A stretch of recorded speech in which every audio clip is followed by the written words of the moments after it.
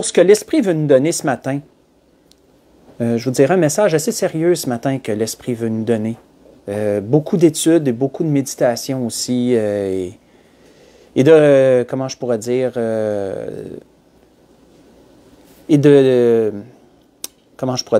d'implorer Dieu de savoir que ça aille selon sa volonté. Et l'Esprit a gardé ça sur mon cœur, donc on va y aller. C'est dans les Actes, on va introduire le sujet ce matin dans les Actes au chapitre 4. Dans les Actes au chapitre 4, on va lire à partir du verset 1, on va faire un peu de lecture, on va lire une situation complète. À partir du verset 1, on va lire jusqu'au verset 22 pour introduire le sujet de ce matin.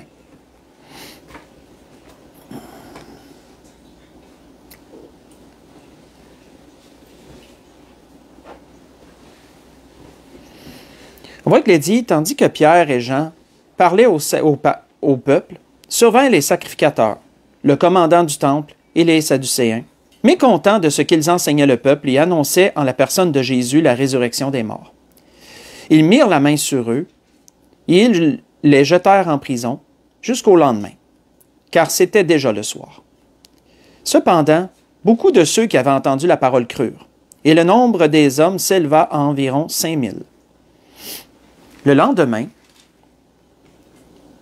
les chefs du peuple, les anciens, les scribes, s'assemblèrent à Jérusalem avec Anne, le souverain sacrificateur, Caïphe, Jean, Alexandre, et tous ceux qui étaient de la race des principaux sacrificateurs. Ils firent placer au milieu d'eux Pierre et Jean, et leur parlèrent, et leur demandèrent, « Par quel pouvoir et au nom de qui avez-vous fait cela? » Alors Pierre, rempli du Saint-Esprit, leur dit, « Chefs du peuple et anciens d'Israël, puisque nous sommes interrogés aujourd'hui sur les bienfaits accordés à un homme malade, afin que nous disions comment il a été guéri, sachez-le tous, et que tout le peuple d'Israël le sache. C'est par le nom de Jésus-Christ, de Nazareth, que vous avez crucifié, et que Dieu a ressuscité des morts. C'est par lui que cet homme se présente en pleine santé devant vous. Jésus est la pierre rejetée par vous qui bâtissez, et qui est devenue la principale de l'angle. Il n'y a de salut en aucun autre, car il n'y a sous le ciel aucun autre nom qui a été donné parmi les hommes, par lesquels nous devrions être sauvés. Et lorsqu'ils virent l'assurance de Pierre et de Jean, ils furent étonnés, sachant que c'étaient des hommes du peuple sans instruction. Et ils les reconnurent pour avoir été avec Jésus. Mais comme ils voyaient là, près d'eux, l'homme qui avait été guéri, ils n'avaient rien à répliquer. Ils leur ordonnèrent de sortir du Sanhédrin, et ils délibérèrent entre eux, disant, « Que ferons-nous à cet homme, à ces hommes? Car il est manifeste pour tous que les habitants de Jérusalem qu'un miracle a été signalé et accompli par eux, et nous ne pouvons pas le nier. Mais afin que la chose ne se répande pas davantage parmi le peuple, défendons-leur avec menace de parler désormais à qui que ce soit en ce nom-là. » Et les ayant appelés, ils leur défendirent absolument de parler et d'enseigner au nom de Jésus. Pierre et Jean leur répondirent, « Jugez s'il est juste, devant Dieu, de vous obéir plutôt qu'à Dieu. Car nous ne pouvons pas et ne pas parler de ce que nous avons vu et entendu. » Ils leur firent de nouvelles menaces et les relâchèrent, ne sachant pas comment les punir. À cause du peuple, parce que tous glorifiaient Dieu de ce qui est arrivé. Car l'homme qui avait été l'objet de cette guérison miraculeuse était âgé de plus de 40 ans. On va arrêter ici. Donc, nous voyons, frères et sœurs, quoi dans cette situation? Nous voyons que Pierre et Jean ont guéri un jour un homme, un boiteux de naissance. Et que Pierre, s'approchant de cet homme-là, lui avait dit, parce que cet homme-là s'attendait, c'était un mendiant, il ne pouvait pas vraiment travailler, et il a tendu la main pour avoir la charité, puis il y a eu plus que la charité. On voit que Pierre lui avait dit, « J'ai rien, mais ce que j'ai, par exemple, je te le donne. Au nom de Jésus-Christ, lève-toi et marche. » Et cet homme-là fut guéri, il s'est levé, il a marché. On voit que suite à cela, ils ont été arrêtés parce que le bruit s'est répandu parmi le peuple et ça a été aux oreilles des autorités religieuses de l'époque. Et ils ont été très mécontents de cela, qu'il y a un miracle qui a été accompli par des hommes simples, des hommes sans instruction, pas des gens qui venaient de leur caste à eux. Et là, ils ont fait arrêter ces hommes-là. Ils ont fait arrêter Pierre et Jean, ils ont réuni le Sanhédrin. Et là, il nous est dit qu'ils ne savaient pas trop quoi faire avec ça. C'était comme une patate chaude entre leurs mains. Mais ils se sont dit au final, on va leur interdire, avec menace s'il le faut, de ne pas parler, de ne plus prêcher au nom de Jésus, de ne plus répandre cette nouvelle-là. Et Pierre et Jean, excusez-moi, de leur faire la réponse, jugez s'il est mieux de vous obéir plutôt que d'obéir à Dieu. On voit que quand on regarde un peu plus loin, on voit que ça ne les a pas empêchés de continuer. Après cela, ils se sont réunis avec l'Église et l'Église a prié ensemble. La Bible nous dit que l'Esprit est venu sur l'Église et que l'Église allait être remplie de cette puissance qui vient de l'Esprit pour prêcher avec assurance. On voit que Pierre et Jean ont continué. Ils se sont fait arrêter une deuxième fois. Ils ont été mis en prison. Un ange les a délivrés. Ils sont sortis, puis l'ange leur a dit « Continuez ». Ils ont prêché encore. Et là, ils se sont fait arrêter une troisième fois.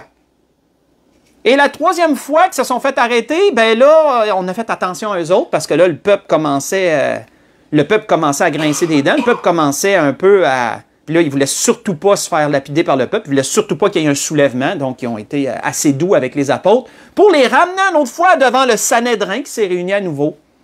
Et là encore, leur faire des menaces et leur dire « On vous avait dit de ne plus prêcher ce nom-là. » Et Pierre et Jean de leur dire quoi?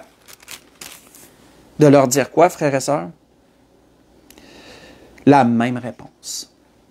Pierre et les apôtres répondirent « Il faut obéir à Dieu plutôt qu'aux hommes. » Pourquoi, frères et sœurs, est-ce que Pierre, Jean et les apôtres ont-ils résisté à l'autorité de leur époque? Parce qu'il faut mettre les choses telles qu'elles sont. Il faut parler des choses telles qu'elles sont. Le Sanhédrin, les sacrificateurs et le souverain sacrificateur étaient l'autorité religieuse de l'époque. Ils avaient cette autorité-là. Et même si l'autorité de l'époque leur a défendu de prêcher le nom de Jésus, ils ont résisté à l'autorité et ont fait comme réponse, jugez s'il faut vous obéir à vous plutôt que d'obéir à Dieu. Pourquoi, frères et sœurs, les apôtres ont-ils résisté ainsi? Pour ça, il faut retourner, faites juste écouter, il faut retourner aux dernières paroles du Seigneur. Aux dernières paroles que le Seigneur a données à ses disciples avant de s'en retourner auprès du Père. La mission que le Seigneur a donnée à ses disciples. Quelle est-elle? On voit que Jésus, s'étant approché, leur parla ainsi. « Tout pouvoir m'a été donné dans le ciel et sur la terre. Allez et faites de toutes les nations des disciples, les baptisant au nom du Père, du Fils et du Saint-Esprit. Et enseignez-leur à observer tout ce que je vous ai prescrit. Et voici, je suis avec vous tous les jours, jusqu'à la fin du monde, disait le Seigneur. » Vous voyez ça dans Matthieu chapitre 28. J'ai lu le verset 18 au verset 20. Donc, frères et sœurs, les disciples, ayant reçu de la bouche du Seigneur lui-même une mission claire, il y avait 2 points sur lesquels aucun des apôtres n'aurait fait de compromis. Le premier point, c'est le salut prêché.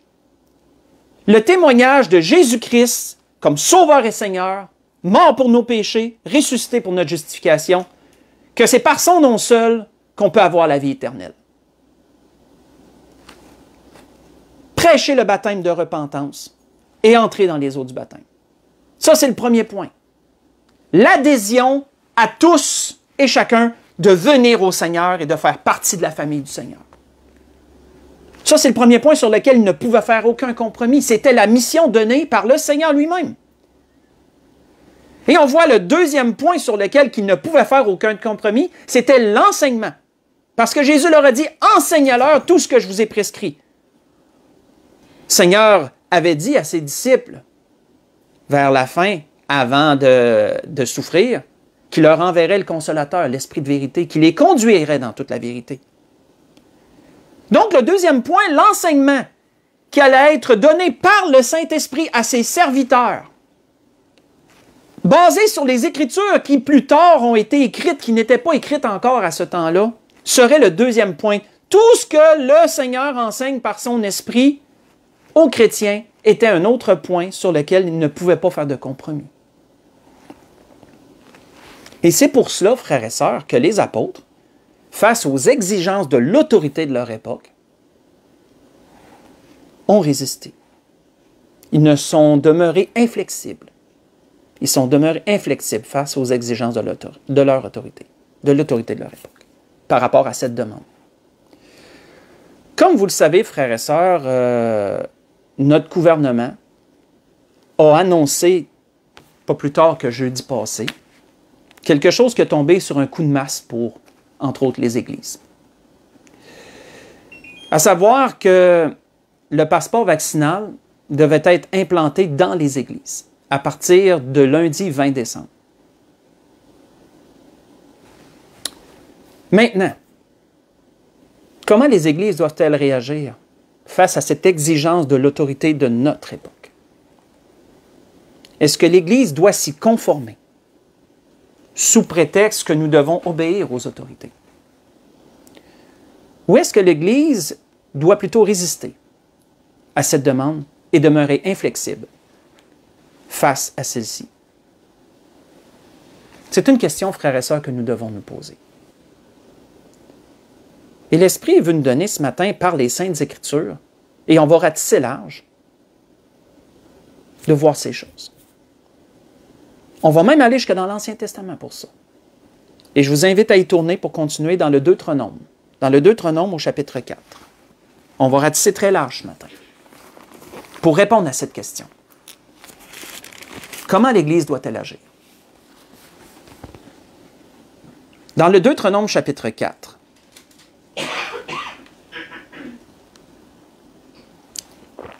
on va lire du verset 1 au verset 9. On voit qu'il est dit, « Maintenant, Israël, écoute les lois et les ordonnances que je vous enseigne.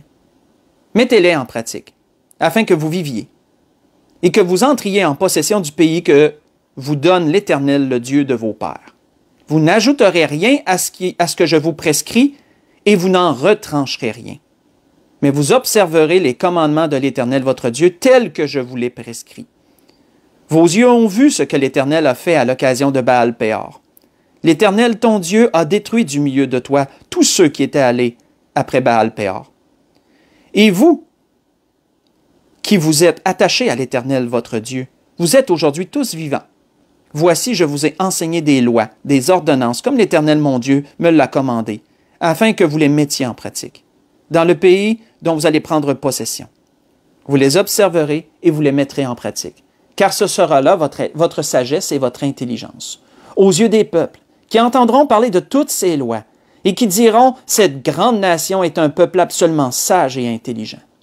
Quelle est en effet la grande nation qui est des dieux aussi proches que l'Éternel, notre Dieu, l'est de nous, toutes les fois que nous l'invoquons? Et quelle est la grande nation qui est des lois et des ordonnances justes, comme toute cette loi que je vous présente aujourd'hui? Seulement, prends garde à toi et veille attentivement sur ton âme tous les jours de ta vie, de peur que tu n'oublies les choses que tes yeux ont vues et qu'elles ne sortent de ton cœur. Enseigne-les à tes enfants et aux enfants de tes enfants. On va arrêter ici. Nous voyons, frères et sœurs, qu'autrefois, anciennement, Dieu a fait un jour une promesse à un homme du nom d'Abraham.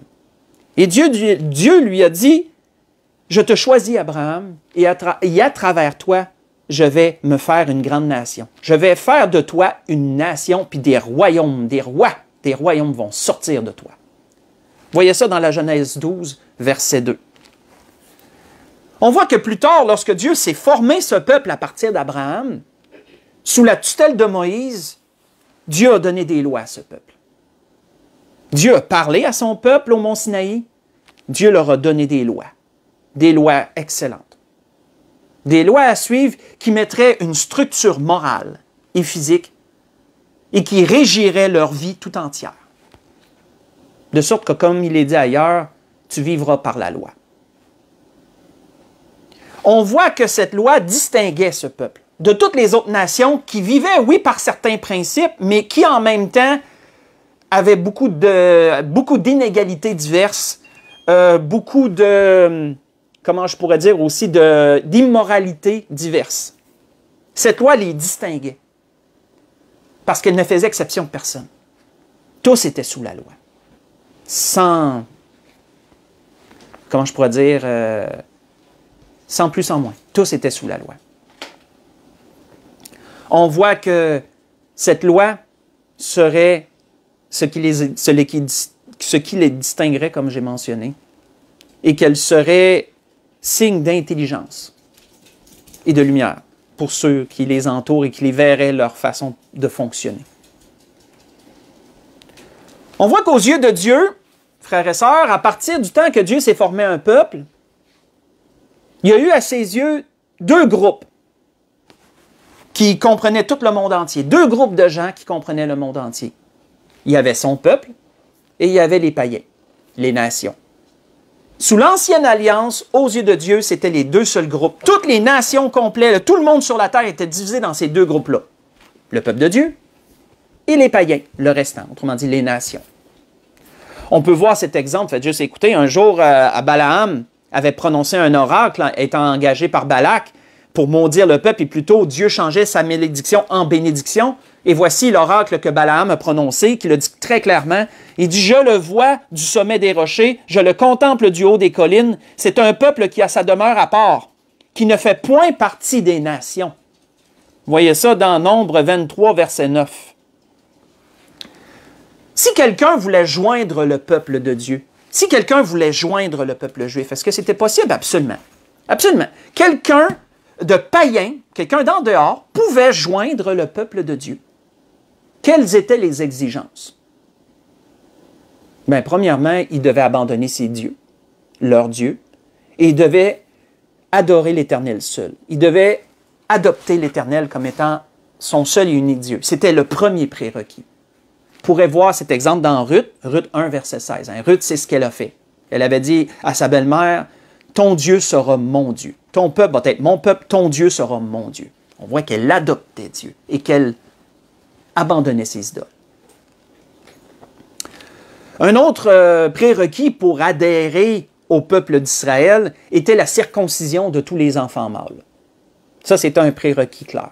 Vous voyez ça dans Nombre 34, dans la Genèse 34, versets 14 à 16. Et c'est de cette façon-là que les deux fils de Jacob, Lévi et Siméon, ont trompé toute une ville, ont trompé un roi et son fils et toute une ville. Ils leur ont dit, on ne peut pas vous donner notre sœur en mariage, on ne peut pas donner notre sœur en mariage à ton fils parce que vous n'êtes pas circoncis. Si vous faites circoncis, vous allez pouvoir faire partie des nôtres et on formera un seul peuple. C'est clairement mentionné dans la Genèse 34, versets 14 à 16. Donc, la circoncision était un autre prérequis. Il fallait que les mâles se fassent circoncire. Et ensuite, bien sûr, la plus évidente, il fallait que ceux qui désiraient faire partie du peuple adhèrent à la loi mosaïque et qu'ils pratiquent la loi tout entière, parce que la loi, ils se mettaient sous le parapluie de la loi, et maintenant, la loi venait qu'à régir leur propre vie à eux, comme elle régissait la vie de tous les autres Juifs. Et donc, c'était les prérequis pour faire partie du peuple de Dieu à l'époque. Et c'était possible, parce que quand que le peuple est sorti d'Égypte, il n'y a pas juste les Juifs qui sont sortis d'Égypte. Même l'histoire nous l'enseigne qu'il y a une multitude de nations qui sont sorties d'Égypte. Et le peuple de Dieu a grossi. Et avec le temps, le peuple de Dieu a grossi encore. Pensez sous Josué, lorsqu'ils ont conquéri Jéricho, Rahab, la prostituée, elle a adhéré, le peuple. Elle a adhéré au peuple de Dieu. Elle en a fait partie, etc., etc. Donc, on a plusieurs mentions dans les Écritures de ça. Maintenant, quelles étaient les raisons pour en être exclu? Parce qu'il y avait aussi des raisons, frères et sœurs, qui pouvaient faire que tu étais exclu du peuple de Dieu. Parfois de façon permanente et parfois temporaire. La raison la plus évidente, mais ça c'était la façon permanente, c'est la façon la plus drastique, bien, c'est une désobéissance claire à la loi de Moïse qui conduisait à la mort. Là, tu n'étais pas juste exclu, tu étais mort. Tu étais mis à mort. Parce que tu avais désobéi consciemment, clairement à la loi de Moïse. Volontairement, donc. Tu étais mis à mort. Ça, c'est sûr que c'est une exclusion, mais ça, c'est comme un peu évident. L'autre qui amenait une exclusion temporaire était l'impureté. Et l'impureté, c'est large. Il y a diverses raisons pour lesquelles quelqu'un pouvait se rendre impur et est impur et temporairement ne plus pouvoir faire partie de la vie sociale du peuple. Surtout la vie, comment je pourrais dire, les sacrifices, les offrandes, je veux dire, aller offrir tes offrandes, aller au sanctuaire, prier ou offrir ton offrande, etc. Il y avait diverses raisons d'impureté qui pouvaient faire que tu en étais exclu, que tu ne pouvais plus t'y rendre. Des exemples. Les menstruations. Les femmes qui étaient menstruées ne pouvaient pas se rendre au sanctuaire. Elles devaient attendre que leur menstruation se termine et ensuite même opérer une purification de 2 semaines. Et après cela, elle pouvait aller offrir son sacrifice à l'Éternel après que son temps de purification était fait. Mais sinon, elle était déclarée impure pendant ce temps-là. L'enfantement, c'était la même affaire. Si elle enfantait une fille, elle avait une période d'impureté de temps, je ne me souviens pas le nombre exact, et si elle enfantait un mâle, mais c'était moins long. La fille, c'était plus long, le mâle, c'était moins long.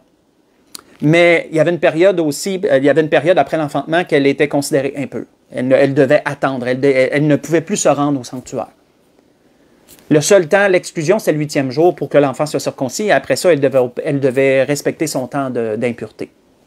Vous voyez tout ça dans Lévitique 12, ça l'explique les 2 cas. Donc ça, c'est un exemple qui faisait que c'était temporaire, c'était pas tout le temps. Certaines maladies pouvaient t'exclure de la vie sociale du peuple.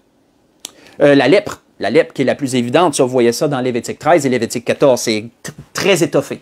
C'est très étoffé pour aller lire, pour voir ça. Ça t'excluait de la vie sociale du peuple et aussi, bien sûr, d'aller au sanctuaire, etc., pendant tout le temps de ta lèpre. Si tu étais guéri de ta lèpre, ben là, lorsque tu voyais que ça se résorbait, tu pouvais demander de te présenter. Et si tu étais accepté, tu te présentais. Et là, à ce moment-là, le sacrificateur pouvait observer ta lèpre et décider si oui ou non tu étais guéri. Si tu ne l'étais pas, mais tu devais retourner en dehors et attendre. Et si tu étais considéré par le sacrificateur guéri, bien là, à ce moment-là, tu pouvais réintégrer la vie sociale du peuple et tu pouvais offrir aussi un sacrifice à l'Éternel, sacrifice d'action de grâce ou autre. La gonorrhée est un autre exemple. Dans Lévitique 15, ça c'est parlé aussi. La gonorrhée est un autre type de maladie. Ou, plus simplement, d'avoir touché à quelque chose d'impur. Si tu avais touché à un mort, si tu avais touché à un animal impur, ou quelque chose un peu comme, mettons, du caca d'animaux, peu importe. Là, tu avais des temps de purification moins longs. C'était une journée, je pense.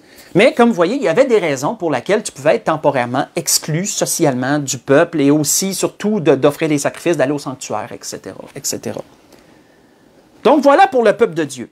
Mais sinon, voici comment on y adhérait, les raisons pour lesquelles on en était exclu. Et sinon, tout le monde était égaux. Hein. Sous la loi, tout le monde était égaux. Le roi était aussi égaux que le pauvre. Tous étaient sous la loi de Moïse. La loi de Dieu, en fin de compte. Maintenant, si on se transporte dans le Nouveau Testament, si on se transporte dans la Nouvelle Alliance, qu'est-ce qu'il nous est dit? On va aller dans Hébreux chapitre 2. Allons dans, pas Hébreux, excusez-moi, Éphésiens. Allons dans Éphésiens chapitre 2. Voyons cela. Éphésiens au chapitre 2. Qu'est-ce qu'il nous est dit?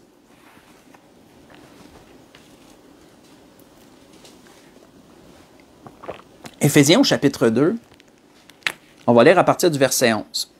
Verset 11 au verset 18. On a lu ça dernièrement, mais on va le relire. On voit qu'il est dit, c'est pourquoi, vous autrefois païens dans la chair, appelés incirconcis par ceux qu'on appelle circoncis, et qui le sont en la chair par la main de l'homme, souvenez-vous que vous étiez en ce temps-là sans Christ, privés du droit de cité en Israël, étrangers aux alliances de la promesse, sans espérance et sans Dieu dans le monde. Mais maintenant, en Jésus-Christ, vous qui étiez jadis éloignés, vous avez été rapprochés par le sang de Christ, car il est notre paix. Lui qui des deux, autrement dit en parlant des Juifs et des païens, parce que souvenez-vous autrefois, comme je l'ai mentionné dans l'Ancien Testament, sous l'Ancienne Alliance, aux yeux de Dieu, il n'y avait que 2 groupes, son peuple et les païens. Donc, qu'est-ce qui nous est dit ici?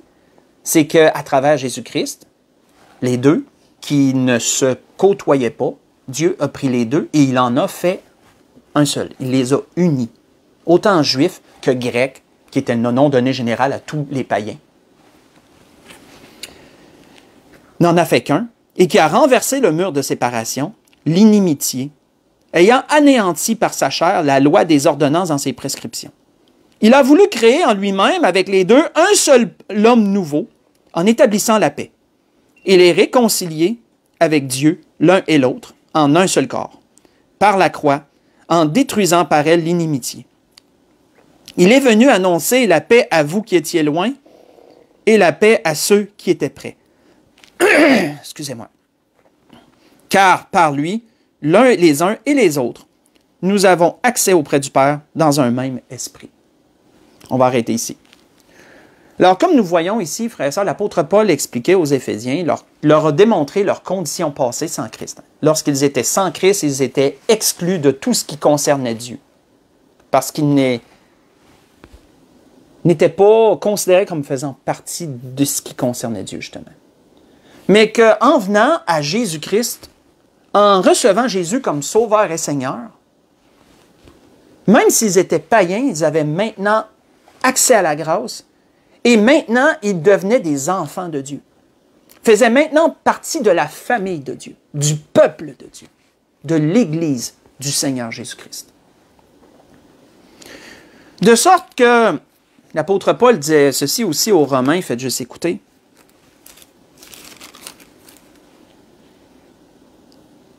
Il disait ainsi, il nous a appelés, non seulement d'entre les Juifs, mais encore d'entre les païens. Selon qu'il le dit dans Osée, j'appellerai mon peuple celui qui n'était pas mon peuple, et bien-aimé celle qui n'était pas la bien-aimée. Et là où on leur disait, vous n'êtes pas mon peuple, ils seront appelés fils du Dieu vivant. Vous voyez ça dans Romains chapitre 9, c'est l'apôtre Paul qui rapportait ça aux Romains. Romains chapitre 9, j'ai lu à partir du verset 24 au verset 26. Verset 24 au verset 26.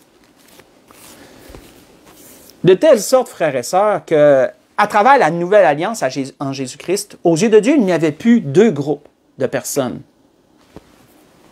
que comprenait le monde entier. Maintenant, il y a trois groupes de personnes qui composent tous les gens sur la terre. Il y a toujours le peuple de Dieu, le peuple juif, qui reste toujours le peuple de Dieu et le restera toujours. Dieu ne les a pas abandonnés. Dieu les a temporairement mis de côté, mais ne les a pas abandonnés. Il y a maintenant l'Église, qui n'était pas, sous l'Ancienne Alliance, elle n'était pas un peuple, mais maintenant elle est le peuple de Dieu à travers Jésus-Christ.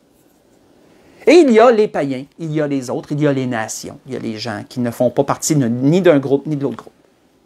Il y a le restant. Donc maintenant, il y a trois groupes de personnes. Que devons-nous faire pour adhérer à l'Église? Que devons-nous faire pour entrer dans cette belle Église que le Seigneur est venu établir par son propre sacrifice, par son sacrifice et par sa résurrection? Que devons-nous faire? Bien sûr qu'il est possible d'y adhérer.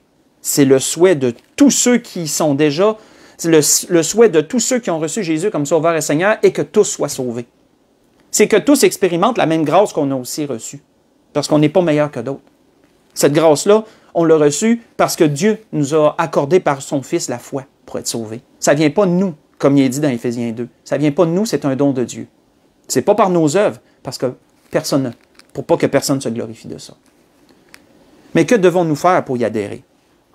Faites juste écouter toujours, on voit que c'est très simple. On voit que l'apôtre Paul disait aux Romains, si tu confesses de ta bouche le Seigneur Jésus, et si tu crois dans ton cœur que Dieu l'a ressuscité des morts, tu seras sauvé. Car c'est en croyant du cœur qu'on parvient à la justice et c'est en confessant de la bouche qu'on parvient au salut. Vous voyez ça dans Romains 10, j'ai lu le verset 9 et 10. On voit que le Seigneur avait dit à Nicodème, « Car Dieu a tant aimé le monde, qu'il a donné son Fils unique, afin que quiconque croit en lui ne périsse point, mais qu'il ait la vie éternelle. » Quiconque, frère et sœur. Quiconque veut dire quoi? Veut dire qu'il n'y a pas d'acception de personne. Tous peuvent venir au pied de la croix et accepter Jésus comme leur Sauveur et Seigneur. Tous, tous, tous. On ne peut pas trouver personne qui serait exclu. Il n'y en a pas. Dieu n'a pas mis aucune autre condition que de recevoir son Fils et d'entrer dans les eaux du baptême. Aussi bien sûr, d'entrer dans les eaux du baptême, comme il est mentionné dans Romains 6, versets 1 à 6. Ça, c'est la base. C'est la base. Et quelle est une fois, dans l'Église du Seigneur, là, toute Église confondue, là, toutes celles qui sont établies sur Jésus-Christ, quelle est l'une des bases morales de l'Église? Allons voir ça dans Jacques chapitre 2. Dans Jacques chapitre 2, quelle est l'une des bases morales de l'Église qui la régisse? Là? Dans Jacques chapitre 2. Jacques chapitre 2, on va lire à partir du verset 1.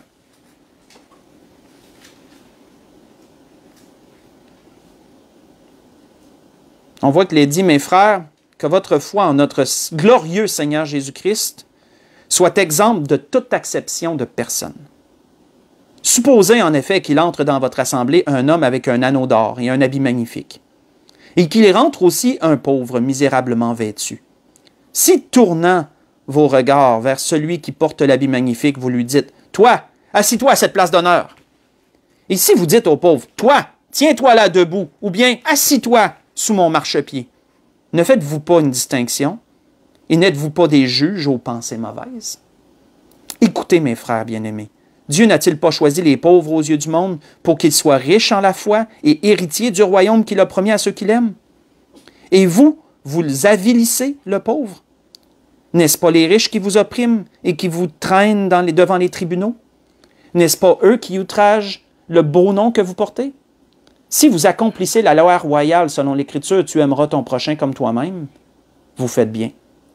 Mais si vous faites du favoritisme, si vous faites exception de personnes, vous commettez un péché. Vous êtes condamnés par la loi comme des transgresseurs. Et là, on fait référence à l'Ancien Testament. Vous êtes condamnés par la loi comme des transgresseurs. Car quiconque observe la loi, mais pêche contre un seul commandement, devient coupable de tous. En effet, celui qui dit « tu ne commettras point d'adultère » a dit aussi « tu ne tueras point ». Or, si tu ne commets point d'adultère, mais si tu commets un meurtre, tu deviens transgresseur de la loi. Parlez donc et agissez comme devant être jugés par une loi de liberté, car le jugement est sans miséricorde pour qui n'a pas fait miséricorde. La miséricorde triomphe du jugement. On va arrêter ici. Une règle, frères et sœurs, qui prédomine dans l'Église, c'est que tous sont égaux. Dans l'Église, il ne peut être toléré qu'il y ait des préférences, des préjudices envers qui que ce soit. Ça ne peut pas être toléré. Dans l'Église, il ne peut y avoir exception de personne. Parce que dans l'Église du Seigneur, il ne peut pas y avoir exception de race. J'ai noté des points ici. Il ne peut pas y avoir exception de race ou de nationalité. Tous sont bienvenus. Peu importe d'où qu'ils viennent. Peu importe la race qu'ils sont. Peu importe leur couleur de peau. Aucune exclusion, aucun préjudice, aucun favoritisme, aucune exception. Il ne peut pas y avoir exception aussi au niveau académique, scolarité, d'intelligence. Ce n'est pas ceux seulement qui sont intelligents qui ont le droit d'avoir part à l'Église et ceux moins intelligents en sont exclus. Non. Il n'y a pas de test de QI à passer pour devenir membre d'une Église ou faire partie de l'Église du Seigneur. Non. Il ne peut pas y avoir exception de personne dans ce sens-là. On ne peut pas faire exception de personnes au niveau des richesses, au niveau de la classe sociale. Ce n'est pas parce que tu es plus riche que tu peux adhérer à l'Église et que tu es pauvre, mais que tu en es exclu. Absolument pas. On ne peut pas faire exception de personne. On ne peut pas faire exception au niveau du sexe. Autant les hommes que les femmes sont les bienvenus à faire partie du peuple de Dieu, à être dans l'Église du Seigneur. Chacun a son rôle à y jouer. Chacun a son rôle à y jouer. Tous sont bienvenus. On ne peut pas faire exception de personne. On ne peut pas faire exception de personne au niveau de l'âge. Des plus jeunes reçoivent Jésus comme leur sauveur et Seigneur. D'autres le reçoivent dans un âge plus avancé. Mais peu importe, ce qui importe aux yeux des Écritures, c'est que la personne soit en pleine connaissance et conscience de ce qu'elle fait lorsqu'elle reçoit Jésus comme son sauveur et Seigneur et lorsqu'elle entre dans les eaux du baptême. Mais il n'y a pas d'exception aussi au niveau de l'âge. Il n'y a pas d'exception au niveau d'handicap ou de maladie. Ce n'est pas parce qu'une personne sera en chaise roulante qu'elle n'a pas le droit de faire partie de l'Église du Seigneur qu'elle doit en être exclue. Absolument pas. Ce n'est pas parce qu'une personne aurait une telle maladie dégénérative ou autre qu'elle devrait en être exclue. Absolument pas. Aucune exception de personne à ce niveau aussi. Il n'y a aucune exception de personne au niveau des opinions aussi, parce que dans l'Église, on n'a pas toutes les mêmes opinions. On ne pense pas toutes pareil. Et on ne pourrait pas mettre personne de côté parce qu'il pense différent d'un autre. Chacun doit garder sa place, mais il n'y a pas d'exception de personne dans ce sens-là aussi. L'Église, frères et sœurs, c'est un terrain neutre. C'est un terrain neutre où tous sont égaux. C'est un terrain neutre où tous sont égaux. Tous sont serviteurs de Dieu et de Jésus-Christ. Tous sont serviteurs également les uns des autres. Tel qu'il nous est écrit, on voit que l'apôtre Paul disait ceci aux Galates, « Frères, vous avez été appelés à la liberté. Seulement ne faites pas de cette liberté un prétexte de vivre selon la chair, mais rendez-vous par la charité serviteurs les uns des autres. » Voyez ça dans Galates 5, verset 13. Peut-on être exclu, frères et sœurs, de l'Église? Y a-t-il des raisons qui pourraient faire qu'on peut être exclu de l'Église? Oui, oui, il y en a des raisons. Il y en a des raisons. Je vais juste vous donner des raisons et des versets pour aller les étudier si vous le désirez. Comportement, il y a des comportements qui sont jugés par l'Église inacceptables. Des comportements assumés qui sont jugés inacceptables. Vivre dans l'impudicité, avoir une idolâtrie, vivre dans l'idolâtrie vraiment manifeste, cupidité manifeste, etc. Vous voyez ça dans 1 Corinthiens 5, versets 11 à 13. L'apôtre Paul tranchait très clairement ces cas-là. Et il nommait des cas très précis dans ce sens. Et il disait, ôtez le mal du milieu de vous. En bout de ligne. Une vie désordonnée. Vous voyez ça dans 2 Thessaloniciens 3, versets 6 à 15. Comme dans le cas qu'il y en a qui avaient arrêté de travailler puis qui vivaient sur le crochet de la société, puis l'apôtre Paul n'était pas du tout... Et sur le crochet de l'Église aussi, bien sur le crochet de l'Église dans un certain sens, là. Sur le crochet de la société, mais en même temps, je veux dire, il aurait été apte à travailler. Et donc, l'apôtre Paul considérait ça comme un désordre. Et l'apôtre Paul a dit que celui qui ne travaille pas il mérite pas de manger non plus, qui ne mange pas non plus. Et l'apôtre Paul disait que si quelqu'un est comme ça, ben mettez-le de côté, excluez-le pour qu'il sente de la honte, qu'il réfléchisse. On voit ceux qui causent des divisions et des scandales au préjudice de l'enseignement. Que certaines personnes dans l'Église allument des feux. Soit des gens qui causent des débordements dans l'Assemblée, qui causent des scandales dans l'Assemblée ou la paix règne, qui troublent la paix de l'Église, qui causent des scandales et des divisions. L'apôtre Paul dit, après une première et une deuxième avertissement, éloignez-vous de ces gens-là. Vous voyez ça dans Romains 16, versets 17 à 19. Tite aussi, Tite 3, versets 10 et 11.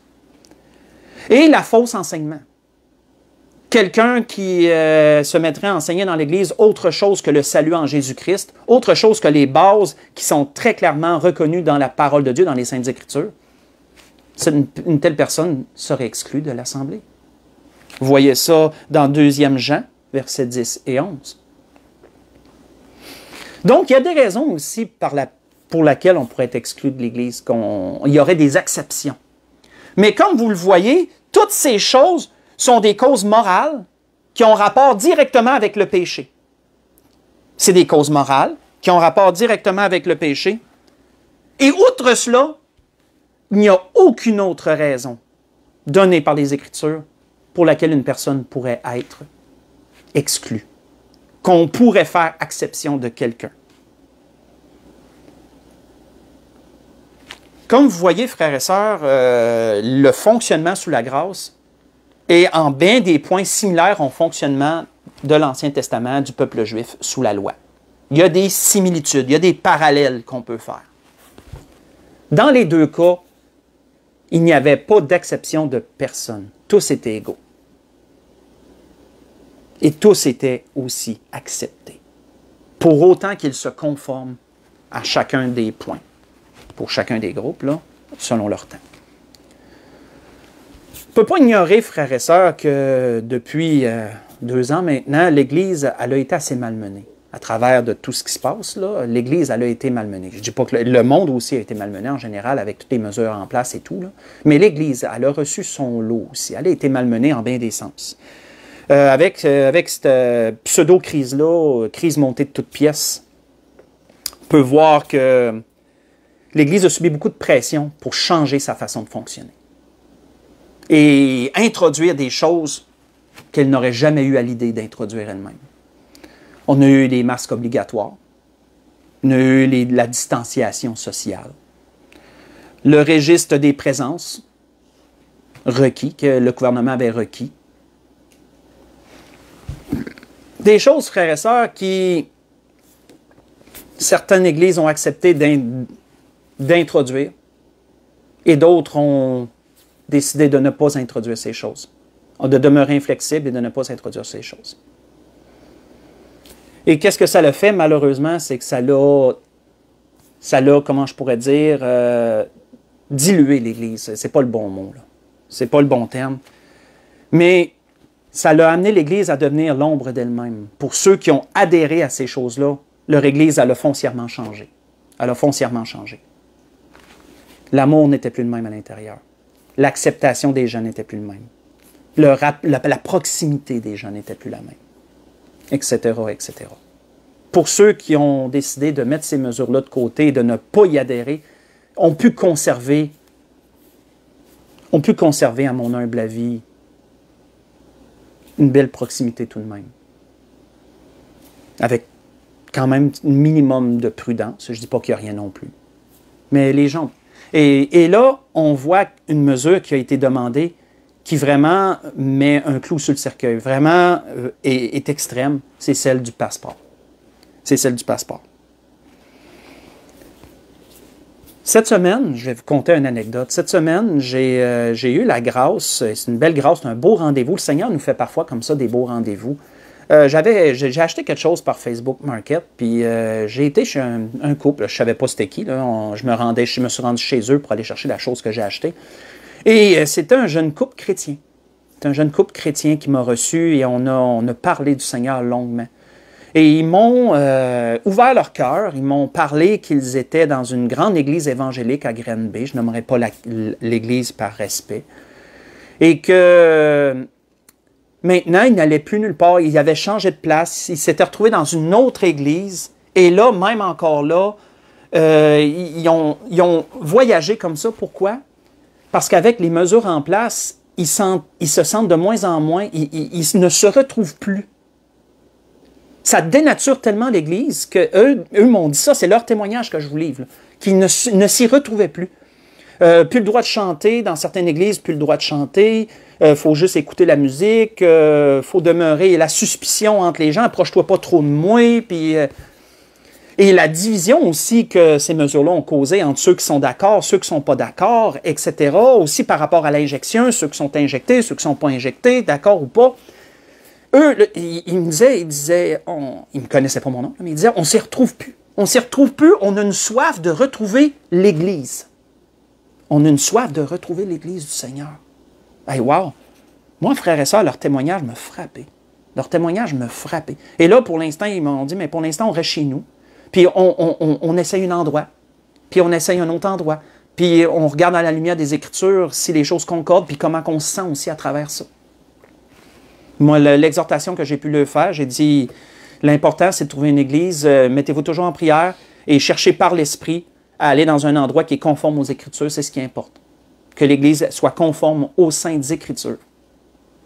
Et non choisir une église qui va nous fitter, excusez l'anglicisme, qui va nous faire nous faire plaisir, qui va être selon nos désirs. C'est pas comme ça. Tu prends l'église qui prêche la vérité. Tu prends l'église où la vérité est. Aucune église n'est parfaite, mais il y en a qui tentent de demeurer fermes et fidèles.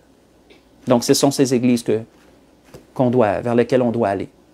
C'est le commentaire que j'ai pu leur faire. C'est l'exhortation que je leur ai mis, que j'avais sur mon cœur pour eux. Et ça m'a fait réaliser, frères et sœurs, que de plus en plus, je crois, il va y avoir des groupes de chrétiens qui vont se distinguer. Il va y avoir des groupes de chrétiens qui vont se distinguer. Il va y avoir ceux qui vont adhérer et accepter toutes les mesures qui vont se mettre en place, aussi drastiques qu'elles deviennent, il y en a qui vont toujours adhérer à tout ça, puis ils vont toujours accepter tout ça. Même si l'Église est dénaturée, puis qu'elle devient l'ombre de ce qu'elle devrait être, il y a des chrétiens qui vont adhérer à tout, puis qui vont continuer comme ça. Ça, c'est un groupe de chrétiens.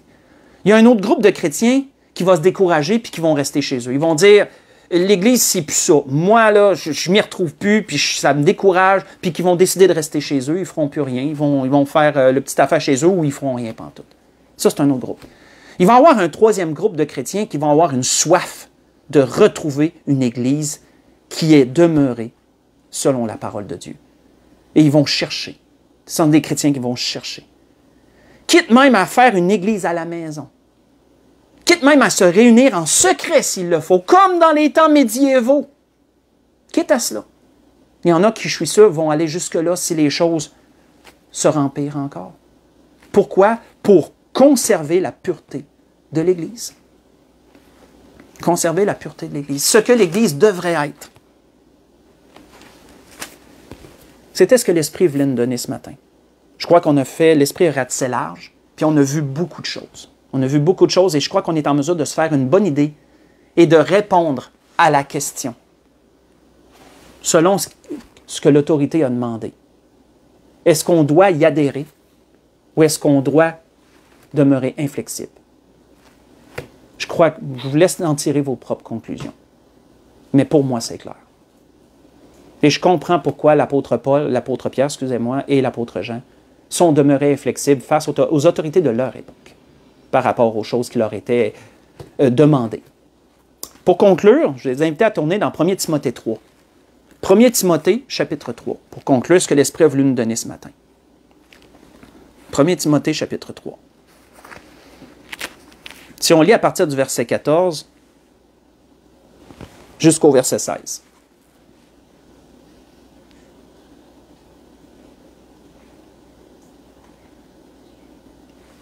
On voit qu'il est dit, l'apôtre Paul dit à Timothée, « Je t'écris ces choses avec l'espérance d'aller bientôt chez toi. Mais si je tarde, tu sauras comment qu'il faut se conduire dans la maison de Dieu, qui est l'Église du Dieu vivant, la colonne et l'appui de la vérité. Et sans contredit, le mystère de la piété est grand. Dieu a été manifesté en chair, justifié par l'Esprit, vu des anges, prêché aux nations, cru dans le monde, élevé dans la gloire. » L'apôtre Paul venait de donner à Timothée des enseignements sur la structure interne de l'Église. Comment choisir un pasteur? Comment l'Église pouvait reconnaître un homme qui était choisi de Dieu pour prêcher l'Évangile? Quelles étaient ses qualifications? L'apôtre Paul avait amené aussi par rapport au diacre, qui serait aussi serviteur de l'Église, comme le pasteur, mais pour les choses plus matérielles, afin de décharger le pasteur de ces choses-là pour que le pasteur puisse se concentrer sur l'enseignement. Il lui a aussi donné même des qualifications. Il a donné une structure. Et l'apôtre Paul dit ensuite quoi à Timothée? Il dit, si je tarde, il dit, avec le bagage que je t'ai donné là, tu vas savoir comment il faut se conduire dans la maison de Dieu. Donc, comprenons, frères et sœurs, que l'Église, ce n'est pas quelque chose de désordonné, ce n'est pas simplement un rassemblement où qu'il n'y a aucune structure, où qu'il n'y a aucune base morale ou quoi que ce soit, où chacun fait juste venir se rassembler, chanter, prier, écouter, puis on repart. Non. L'Église, c'est beaucoup plus que ça. L'Église, elle a une structure. L'Église, elle a des bases morales. Et l'Église, elle est la colonne et l'appui de la vérité. Et la Bible nous dit ailleurs que les anges plongent leur regard dans l'Église.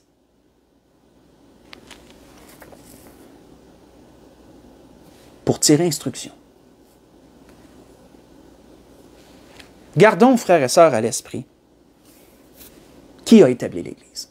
Est-ce nous qui avons établi l'Église? Est-ce nous qui l'avons bâtie? Non.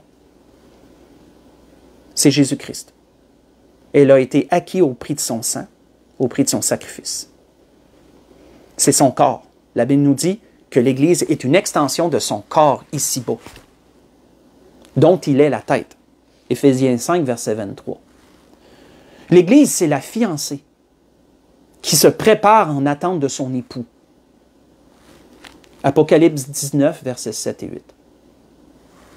L'Église, c'est un royaume. Ce sont des sacrificateurs qui officent pour leur Dieu, qui sont en attente de leur roi. Voyez ça dans l'Apocalypse 1, verset 6. Posons-nous donc la question, frères et sœurs. Posons-nous donc la question. Est-ce que les mesures gouvernementales qui nous sont imposées vont amener l'Église à être ce qu'elle doit être ou plutôt le contraire? Je vous laisse à cette réflexion. Et les paroles du Seigneur, je conclue complètement là-dessus. Voici une parole du Seigneur que l'Esprit m'a donnée pour vraiment clore le sujet. Le Seigneur avait dit, comme Jésus connaissait leurs pensées, il leur dit, Tout royaume divisé contre lui-même est dévasté, et une maison s'écroule sur une autre. Luc chapitre 11, verset 17. Si l'Église adhère à cela, elle se divisera elle-même, elle se détruira elle-même.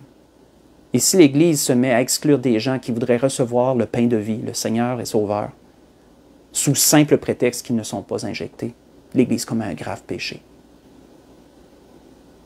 Elle se dénaturera, elle deviendra l'ombre d'elle-même, elle se divisera, elle se détruira. C'était ce que l'Esprit nous dit ce matin. Je souhaite à tous et à toutes une bonne fin de journée. Que le Seigneur vous bénisse, que le Seigneur vous dirige en toutes choses. Restons positifs, parce que celui qui comprend les promesses de Dieu comprend, frères et sœurs, que le Seigneur nous a déjà accordé la victoire.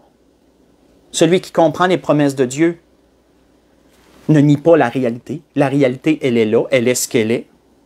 Mais en même temps, frères et sœurs, nous sommes remplis d'assurance. Peu importe ce qui arrive, nous sommes remplis d'assurance, remplis de foi, de confiance, d'amour. Et surtout, prions pour nos gouvernements. Prions pour nos gouvernements. Que le Seigneur les fasse reculer sur ces mesures-là, totalement ségrégationnistes et totalement insensées. Que le Seigneur les fasse reculer, que le Seigneur mette son anneau à leur nez et qu'il les ramène, qu'il les fasse reculer face à cela. Mais ça, frères et sœurs, nous allons avoir notre part aussi à y jouer là-dedans. Si les églises demeurent unies, si les églises du Seigneur, peu importe leur dénomination respective, sont tous unis dans un même esprit pour le roi des rois et le Seigneur des seigneurs, et si toutes les églises à l'unisson demeurent inflexibles, le gouvernement ne pourra pas tout fermer les églises en même temps. Ça ferait bien trop un gros scandale. Ça fait bien trop un gros scandale. Et là, frères et sœurs, je suis conscient que je m'étire, mais je suis comme un vase qui... Je m'excuse, mais je suis un vase qui est plein. Je suis un vase qui déborde, comme Jérémie disait. Là, je suis un vase qui déborde. Là. Je suis un vase qui déborde et je sens que je dois dire ces choses. Frères et sœurs, regardons les infirmières, regardons ceux qui sont dans le système de santé. Il y a personnel de santé, il y en a au-dessus de 30 000, 20 000, 30 000, là, qui ont demeuré inflexibles face à l'injection obligatoire. Et ils ont fait reculer le gouvernement. Parce que sinon, le gouvernement, s'il les mettait tous dehors, il faisait tomber le système de santé, il faisait écrouler le système de santé, le gouvernement aurait perdu la face en faisant ça. Le gouvernement a dû reculer parce que la pression était trop grande contre lui. Il a reculé sur ces choses. Frères et sœurs, si l'Église du Seigneur, peu importe les dénominations confondues, faisait la même chose, si toutes les Églises demeurent inflexibles face à cela, qu'elles demeurent selon les Saintes Écritures, selon ce qui nous est dit, et qu'elles n'adhèrent pas à cela, le gouvernement n'aura pas d'autre choix que de reculer. Il ne pourra pas faire mal à toutes les églises en même temps. Il va perdre la face en faisant ça aux yeux du monde. Donc, frères et sœurs, les églises, on a notre rôle à jouer chacun. Mais frères et sœurs, demeurons confiants. Demeurons confiants parce que nous avons un Dieu qui est tout-puissant. Dieu a déjà prévu l'issue, la fin de tout ça. Dieu l'a déjà prévu, la fin de tout ça. Nous, on découvre les choses, on marche à tâtons et on marche par la foi. Mais Dieu, lui, connaît déjà l'issue. Et sa volonté sera faite dans toutes ces choses. Sa volonté sera faite dans toutes ces choses. Demeurons positifs, demeurons confiants, frères et sœurs. Armons-nous des armes du chrétien. Et surtout, demeurons fermes pour la vérité. Bon restant de semaine à tout le monde. J'arrête ici. Bon restant de semaine à tout le monde. Je vous aime. Que le Seigneur vous bénisse et vous dirige en toutes choses. Et pour ceux qui... continuez à prier pour ceux qui sont malades. Priez pour moi. Que le Seigneur continue à me relever. Je prie pour vous aussi. Je vous aime tout le monde. Que le Seigneur vous bénisse.